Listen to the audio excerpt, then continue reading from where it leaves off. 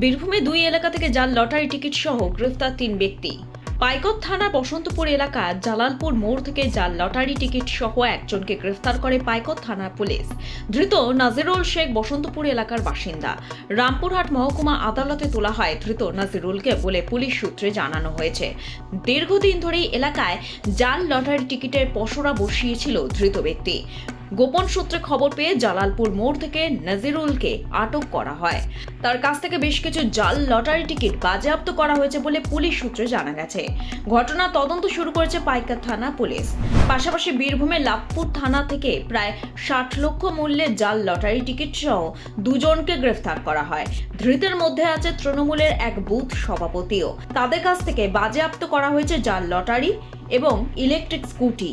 লাভপুর থানা সূত্রে এমনটাই জানা গেছে। আদালতে তোলা হয় ধৃত দুই ব্যক্তিকে। দিকে দিকে জাল লটারি ব্যবসার বিরুদ্ধে পুলিশ প্রশাসনের তৎপরতায় খুশি আম জনতা। ব্যুরো রিপোর্ট, লটারি সংবাদ।